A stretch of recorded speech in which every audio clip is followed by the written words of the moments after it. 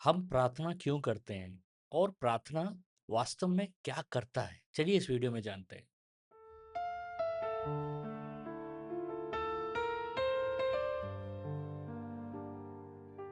Video को अंत तक जरूर देखिएगा क्योंकि मैं एक सवाल पूछूंगा और सही 3 जवाब देने वालों में से 2 जन को मेरा किताब इनाम में मिलेगा और किताब बाय पोस्ट आएगा आपके घर। हमारे मन में अक्सर ये सवाल आता है, अगर परमेश्वर सब कुछ कर सकते हैं तो फिर वह हमसे प्रार्थना क्यों करवाता है?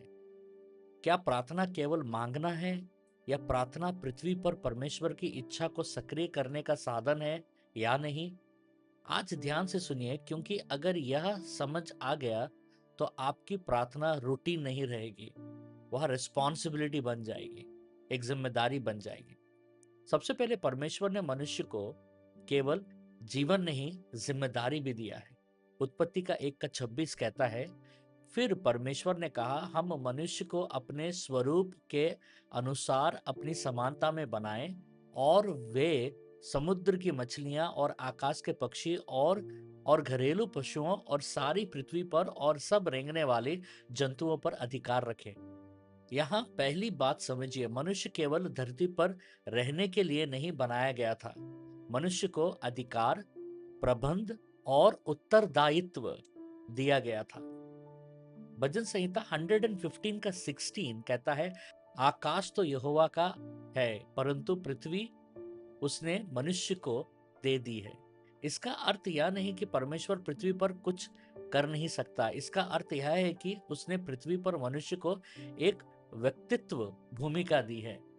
पृथ्वी पर मनुष्य स्पेक्टेटर नहीं है, वो रिप्रेजेंटेटिव है।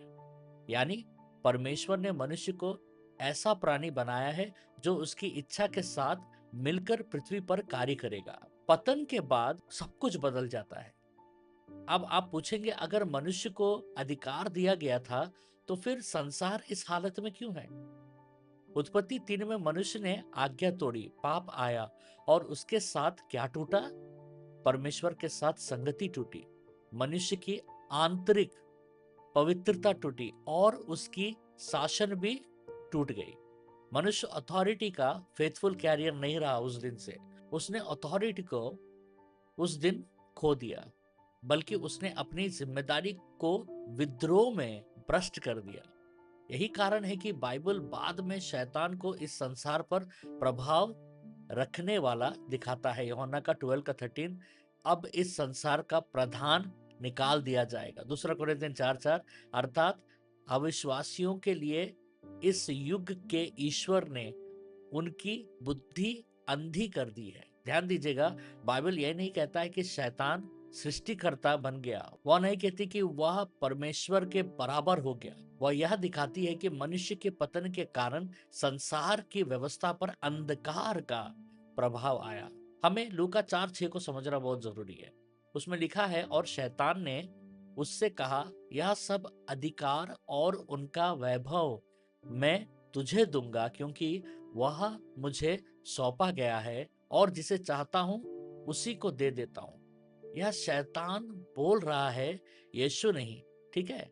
और यहां भी ध्यान से समझना होगा एक बात, यह वचन शैतान के दावे को रिकॉर्ड करता है। यह नैरेटिव में शैतान के शब्द है। ठीक है, इसे केयरलेस थियोलॉजी से नहीं पढ़ना चाहिए, क्योंकि यह वचन दिखाता है कि संसार की व्यवस्थाओं पर अंधकार का प्रभाव वास्तविक था। यह इस वचन से यह सिद्ध नहीं किया जा सकता है कि परमेश्वर ने किसी कानूनी दस्तावेज में अधिकार शैतान को दे दिया। ठीक है, तो यह निश्चित है, मनुष्य के पतन के कारण शैतान को संसार में प्रभाव का स्थान मिला और यीशु इस प्रभाव को चुनौती देने, तोड़ने और पराजित करने आए। अब सबसे बड़ा सवाल, प्रभु यीशु क्यों आए? यीशु केवल हमें स्वर्ग ले जाने नहीं आए, वे परमेश्वर के राज्य को प्रकट करने आए।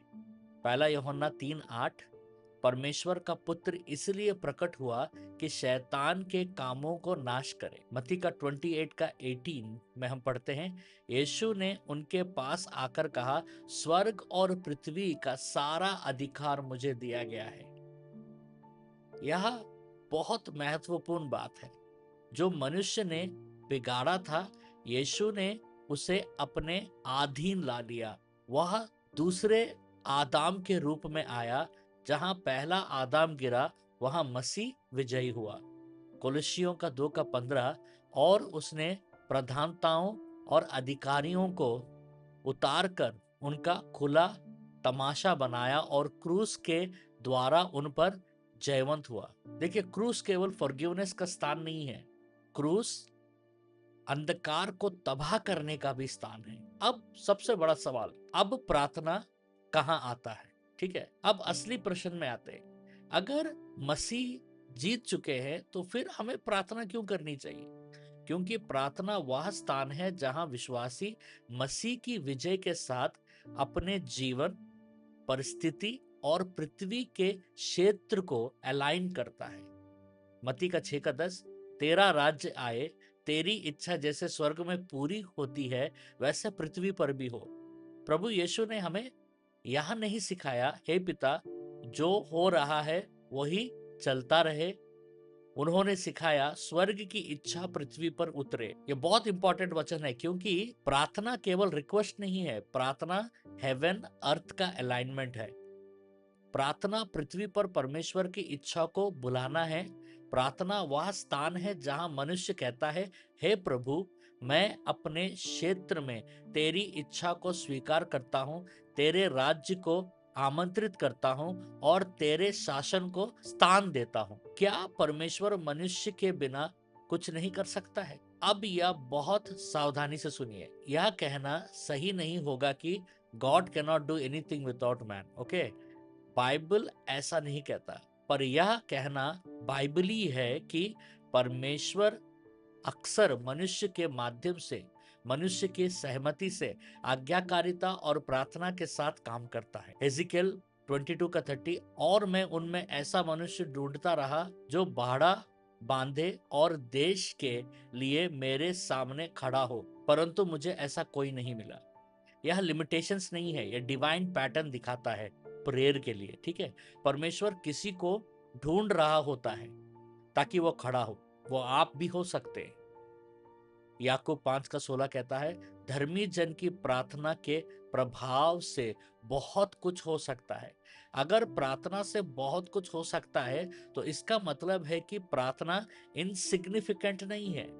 प्रार्थना पृथ्वी पर परमेश्वर की इच्छा का पार्टिसिपेशन है, संगति है। तो प्रार्थना क्या है?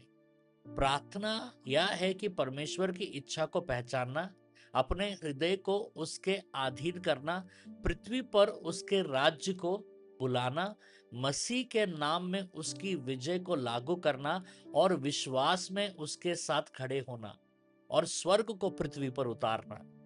यूहन्ना का 15 का 7, यदि तुम मुझ में बने रहो और मेरी बातें तुम में बनी रहे तो जो चाहो मांगो और वह तुम्हारे लिए हो जाएगा। आमीन। यह पद इच्छा और वचन को जोड़ता है। सच्ची प्रार्थना वही है जहां हमारी मांगे उसके वचन में शेप और फॉर्म होती है। तो हम प्रार्थना क्यों करते हैं? हम प्रार्थना करते हैं क्योंकि हमें पृथ्वी पर पैसिव नहीं बुलाया गया, हमें मसीह में एक्सेस दिया गया, हमें मसीह के नाम में अधिकार मिला और हमें स्वर्ग की इच्छा को पृथ्वी पर बुलाने के लिए बुलाया गया। इब्रानियों का 4 का 16 कहता है, इसलिए आओ हम अनुग्रह के सिंहासन के निकट ही आप से चले। प्रार्थना एक दरवाजा खटखटाने की तरह है। प्रार्थना सिंहासन के निकट जाना है क्योंकि मसीह ने रास्ता खोल दिया है। कुछ सूचनाएं सुनिए।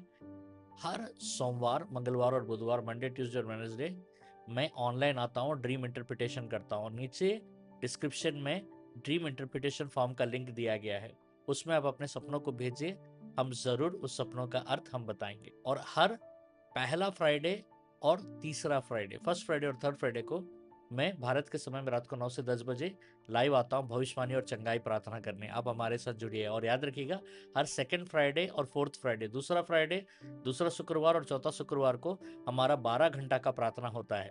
इस 12 घंटा के प्रार्थना में बहुत लोग जुड़ रहे हैं, हजारों की तादाद में, और बहुत सारे भविष्यवाणियां, चिन्ह और चमत्कार होते हैं। आप भी हमारे साथ जरूर जुड़िएगा। चलिए अभी हम एक प्रार्थना करेंगे। इस प्रार्थना का स्क्रीनशॉट लेकर आप बाद में भी प्रार्थना कर सकते हैं या अभी मेरे साथ प्रार्थना कर सकते हैं। चलिए प्रार्थना करते हैं। हे पिता परमेश्वर, यीशु मसीह के नाम में मेरी प्रार्थना की समझ को बदल दे। मुझे केवल मांगने वाला ना रहने दे, मुझे तेरी इच्छा के साथ मिलकर खड़ा होने वाला बना। जहाँ मेरे जीवन में तेरी इच्छा अभी पृथ्वी पर प्रकट नहीं हुई है, वहाँ तेरा राज्य को बुलाने की हिम्मत दे। मेरे शब्दों को खाली ना रहने दे, मेरी प्रार्थनाओं को स्वर्ग के साथ जोड़ दे। मैं घोषणा करता हूँ कि मैं भ्रम में नहीं, अधिकार में प्रार्थना करूंगा। मैं डर में नहीं, मसीह के विजय में प्रार्थना करूंगा। तेरी इच्छा मेरे जीवन, मेरे घर और मेरी परिस्थिति में प्रकट होगी। यीशु के नाम में आमीन। अब ये रहा इनाम के लिए आज का सवाल। सवाल को ध्यान से सुनिए। अगर मसीहा ने सब अधिकार पा लिया है, तो फिर प्रार्थना क्यों आवश्यक है? एक लाइन में भी जवाब दे सकते हैं और पहले 3 सही जवाब देने वालों में से 2 जन को मेरा किताब इनाम में मिलेगा और किताब बाय पोस्ट आएगा आपके घर। और प्लीज कमेंट्स चेक करते रहिएगा, क्योंकि मैं विनर को कमेंट्स में अनाउंस करता हूँ। देखिए, अगर आपको कोई भी प्रार्थना का जरूरत है ना, तो डिले मत कीजिएगा। नीचे डिस्क्रिप्शन में प्रेयर का फॉर्म का लिंक दिया गया है, उस फॉर्म को भरकर हमें भेजिएगा और हमारा प्रेयर टीम आपके लिए प्रेयर करेंगे। और जो लीडर आपके लिए प्रेयर करेंगे, वो उस प्रेयर को रिकॉर्ड कर कर आपके दिए हुए कॉन्टैक्ट में हम उस प्रार्थना को भेजेंगे। आप एक बार नहीं, कई बार इस फॉर्म को भर सकते हैं और आप अपने प्रार्थनाओं को जरूरत को भेजिए, क्योंकि हमारा टीम आपको कवर करेगा। परमेश्वर आपको बहुत आशीष दे।